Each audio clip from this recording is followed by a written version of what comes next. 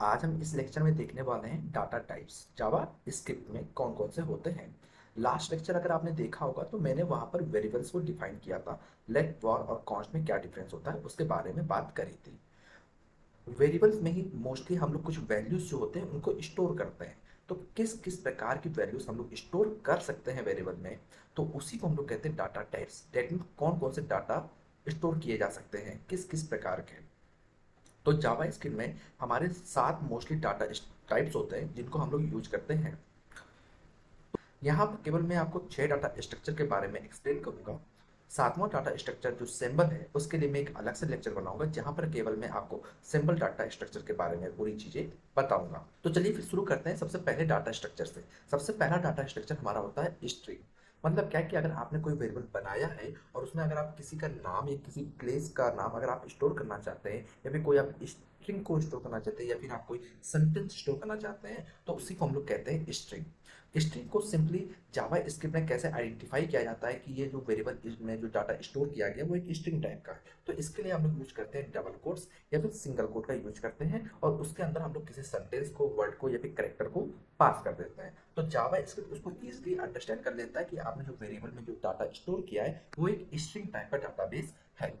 अगर मैं यहाँ पर अगर आपको और उस कोड को रन करके दिखाऊं और उसका टाइप फिर बताऊं तो यहाँ पर आपको इजीली वो चीज़ समझ में आ जाएगी। जैसे कि एग्जांपल के तौर पर मैं यहाँ पर एक पहले वेरिएबल बना देता हूँ। लेट से मैं इसको डिक्लेयर कर रहा हूँ। लेट और मैं यहाँ पर नाम स्टोर कर ले रहा हूँ। नेम नाम का वेरिएबल का जो नाम है वो नेम है।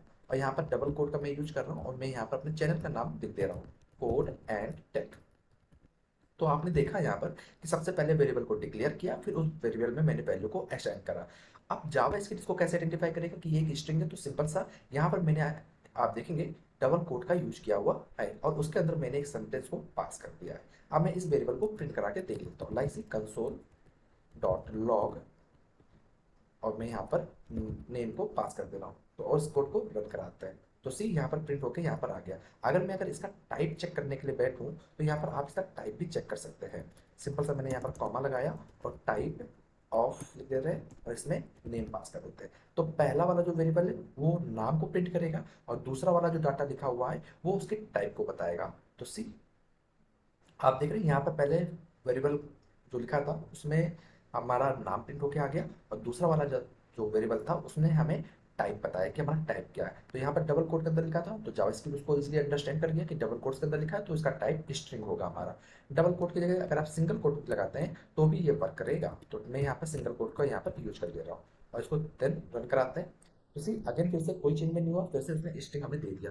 एक बात का याद रखिएगा, डबल कोट का यूज करेंगे या फिर सिंगल कोट का यूज करेंगे, दोनों का आप एक साथ यूज नहीं कर सकते। लाइक सी अगर मैं यहाँ पर एक सिंगल कोड लगाता हूँ और एक डबल कोड लगाता हूँ, मेरी मर्जी मेरा मन मैं इस प्रकार करूंगा। तो देखते हैं क्या जावा स्क्रिप्ट को पास करेगा।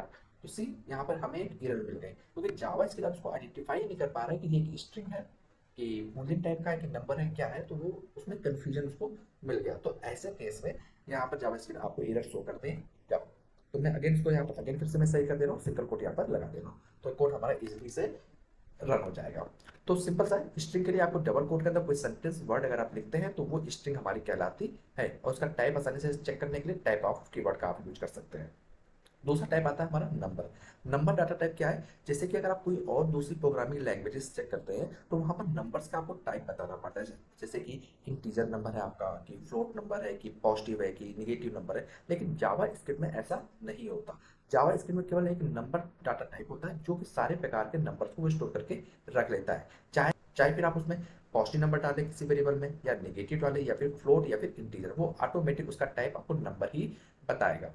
बट अगर आप जावा प्रोग्रामिंग लैंग्वेज यूज करते हैं तो वहां पर ऐसा नहीं होता। वहां पर वेरिएबल बनाते समय वेरिएबल को डिक्लेयर करते समय आपको टाइप भी बताना पड़ता है कि किस टाइप का वेरिएबल आप बना रहे हैं, डाटा टाइप आपने कौन सा सेलेक्ट किया है। जैसे कि नंबर में अगर आप इंटीजर सेलेक्ट कर रहे हैं तो वहां पर आपको इंट लिखना पड़ेगा, फ्लोट यूज कर रहे हैं तो फ्लोट आपको लिखना पड़ेगा, जिससे जावा आइडेंटिफाई कर पाती है। बट जावा स्क्रिप्ट में ऐसा कोई भी हमें झंझट नहीं मिलता है गाइस। तो मैं यहाँ पर एक सिंपल सा नंबर के जो डाटा टाइप है उसका भी एक एग्जांपल आपको दिखा दे रहा हूँ। जैसे मैंने यहाँ पर वेरिएबल में मैंने एज लिखा और यहाँ पर मैं एक नंबर लिख देता हूँ लाइक 25 और ये मैं यहाँ पर कंसोल में भी एज पास कर दे रहा हूँ, टाइप भी मैं यहाँ पर एज पास कर दे रहा हूँ। अब मैं इसको रन कराता हूँ तो सी यहाँ पर एज 25 प्रिंट होके आ गई और डाटा टाइप उसका नंबर लेके आ गया। जैसा कि अभी आप देख रहे हैं यहाँ पे जो नंबर है वो पूरा का पूरा इंटीजर नंबर है। मैं यहाँ पे इसको फ्लोट नंबर कर देता हूँ, फ्लोट टाइप में डेसिमल में इसमें ऐड कर देता हूँ, 25.5 मैंने कर दिया। तो अब इसका डाटा टाइप चेक करते हैं क्या आएगा। तो अगेन सी नंबर हमारा 25.5 प्रिंट हो गया और इसका डाटा टाइप अगेन हमें कौन सा मिला, और जो डाटा टाइप है वो नंबर अगेन हमें यहाँ पर मिल गया। सिंपल सा, कोई भी आप नंबर आप स्टोर कराइए उसका डाटा टाइप आपको हमेशा नंबर ही मिलेगा। तीसरा हमारा डाटा टाइप आता है बूलियन। बूलियन का मतलब होता है केवल ट्रू या फॉल्स, मतलब एक कंडीशन वहां पर बनती है और उस कंडीशन में हम लोग बताते हैं कि या तो ट्रू होगा या तो कंडीशन फेल हो सकती है या तो पास हो सकती है। तो बूलियन डाटा टाइप केवल दो वैल्यू स्टोर करता है, एक होता है ट्रू और एक फॉल्स। इसका भी मैं आपको दिखा देता हूँ। जैसे कि मैंने यहाँ पे एक वेरिएबल बना दिया बूल नाम से और मैंने यहाँ पे स्टोर कर दिया ट्रू। और मैं फिर इसको यहाँ पर रन करके देख लेता हूँ। इसका टाइप भी चेक कर लेंगे कि इसका टाइप क्या है हमारा, और फिर इस कोड को रन करते हैं। तो सी यहाँ पर उसकी वैल्यू प्रिंट होकर आ गई जो कि वैल्यू थी हमारी ट्रू, और उसका टाइप जो है वो यहाँ पर हमें मिल गया बूलियन। अब इसी प्रकार बूलियन में आप ट्रू या फॉल्स केवल इन्हीं दो वैल्यू को यूज कर सकते हैं। एक बात हमेशा यहाँ पर याद रखिएगा, ट्रू और फॉल्स के पहले आप डबल कोट का यूज ना करिएगा या फिर सिंगल कोट का यूज ना करिएगा। अगर आप डबल कोट या सिंगल कोट लगा देते हैं तो जावा स्क्रिप्ट इसको एक स्ट्रिंग की तरह ट्रीट करेगी, ना कि एक इसको एक बूलियन डाटा टाइप सेट करेगी। बूलियन डाटा टाइप के लिए हमें डबल कोट या सिंगल कोट लगाने की जरूरत नहीं पड़ती है गाइस। अगर आप इसका डाटा टाइप अगर आप चेक करेंगे तो आपको ये स्ट्रिंग डाटा टाइप रिटर्न करेगा। तो जैसा कि आप देख रहे हैं यहाँ पर डाटा टाइप स्ट्रिंग बन के आ गया।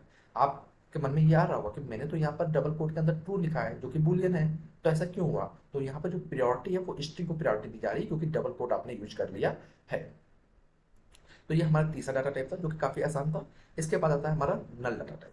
तो नल डाटा टाइप के लिए हम लोग यहाँ पे वेरिएबल लिख लेते हैं और यहाँ पर हम लोग लिख लेते हैं नल, और इसका डाटा टाइप जो है वो चेक करके आते हैं कि इसका जो टाइप है वो हमें क्या मिलेगा। इसके टाइप में थोड़ा सा डिफरेंस यहाँ पर आपको मिलेगा। मैं यहाँ पे इसको रन कराता हूँ। सी यहाँ पर जो डाटा टाइप हमें मिला, जो उसकी वैल्यू थी वो प्रिंट होकर आई नल, और जो टाइप आया वो आया हमारे पास क्या, ऑब्जेक्ट। ऐसा क्यों हुआ। देखिए नल का मतलब क्या होता है, नल का मतलब है खाली। खाली मतलब उसमें आप कुछ भी जाके स्टोर कर सकते हैं। तो जावा स्क्रिप्ट में जो मोस्टली चीजें होती हैं वो ऑब्जेक्ट में चलती हैं। आगे आने वाले लेक्चर्स में हम लोग देखेंगे कि कैसे वहां पर ऑब्जेक्ट सारे जो मैक्सिमम चीजें जो है वो ऑब्जेक्ट में किस प्रकार मैनिपुलेट हो रही है या फिर ऑब्जेक्ट में इसको क्यों बनाया गया है, क्यों आसान किया गया है। तो नल का जो डाटा टाइप है यहाँ पर वो नल नहीं, वो एक ऑब्जेक्ट यहाँ पर रिटर्न करता है। तो इस बात को जरूर याद रखिएगा, नोट करके रख लीजिएगा, क्योंकि मोस्टली जो इंटरव्यूअर्स होते हैं वो इस पॉइंट को पूछ लेते हैं कि नल जो होता है उसका डाटा टाइप क्या होता है। तो नल का डाटा टाइप जो होता है वो ऑब्जेक्ट होता है, क्योंकि नल मतलब है खाली।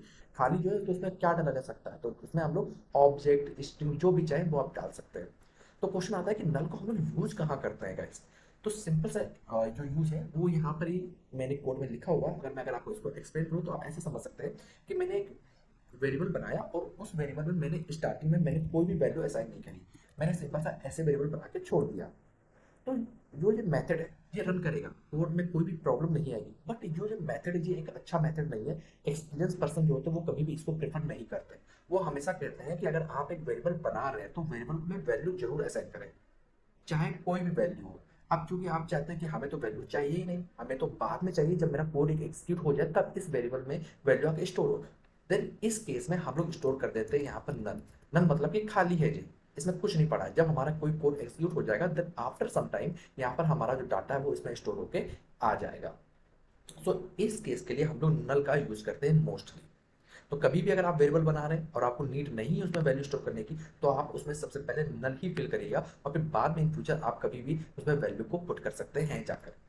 तो नल से आपको पता भी चल जाएगा, जब आप कोड कभी एग्जीक्यूट करेंगे रन करेंगे वहां पर अगर आपको नल मिल रहा होगा तो आप उससे इजीली आइडेंटिफाई कर पाएंगे कि हमने कहीं पर नल लिखा हुआ है और वहां पर हमें वैल्यू डालनी चाहिए। तो ये हमारा एक नल डाटा टाइप भी यहाँ पर कंप्लीट होता है। सेकंड डाटा टाइप हमारा आता है अगला डाटा टाइप जो कि है अनडिफाइंड। इसके बारे में बात कर लेते हैं। मैं यहाँ पर अनडिफाइंड लिख देता हूँ और फिर इसको फिट करा के देखता हूँ। तो यहाँ पर इसको रन करते हैं तो सी यहाँ पर हमें दिख रहा है सबसे पहले वैल्यू प्रिंट, और डाटा टाइप का जो टाइप हम लोग चेक चेक कर रहे हैं उसमें भी हमें टाइप क्या मिला, अनडिफाइंड मिला। तो क्वेश्चन यह था कि अनडिफाइंड को क्यों बनाया गया, अनडिफाइंड को यूज क्यों किया गया। मोस्टली जावास्क्रिप्ट में जब हमें कोई चीज नहीं मिलती है तो वहां पर वो चीज अनडिफाइंड में ही कैटेगरीज में आ जाती है ऑटोमेटिक। तो जावास्क्रिप्ट में इस चीज को अनडिफाइंड में हम लोग ने डाल दिया है।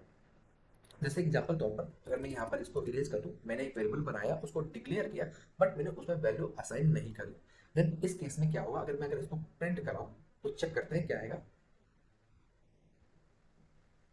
सी आप देख सकते हैं यहाँ पर इसकी जो वैल्यू मिली हमें अनडिफाइंड मिली, उसका जो टाइप मिला वो भी क्या मिला, अनडिफाइंड मिला। मतलब जावा स्क्रिप्ट इस चीज को हमें अलाउ करता है कि अगर कोई चीज आप भूल जाते हैं या फिर कोई चीज आप डिक्लेयर नहीं करते हैं किसी प्रकार से, तो वह उसमें ऑटोमेटिकली वो अनडिफाइंड स्टोर कर देता है, वो अनडिफाइंड डाटा टाइप में उसको डाल देता है। तो ये फायदा हमें यहाँ पर मिला था जावा स्क्रिप्ट में कि कभी कभी आप कोड लिख रहे होंगे और अचानक आप भूल जाएंगे उस चीज को असाइन करना कोई वैल्यू, तो वहां पर वो जावा स्क्रिप्ट उसको एरर ना दिखाकर वो वहां पर अनडिफाइंड को इंसर्ट करा देगा। नेक्स्ट डाटा टाइप हमारा आता है ऑब्जेक्ट। ऑब्जेक्ट डाटा टाइप में सिंपली हम लोग ऑब्जेक्ट भी बना के देख सकते हैं और सिंपली हम लोग एक अरे भी बना के देख सकते हैं। लाइक से जैसे मैंने एक बोल नाम का एक वेरिएबल बनाया और मैंने यहाँ पे एक इम्पिटी अरे बनाया, तो इम्पिटी अरे यहाँ पर बनाई तो इसकी वैल्यू प्रिंट करा के देखते हैं और इसका टाइप चेक करते हैं क्या मिलेगा।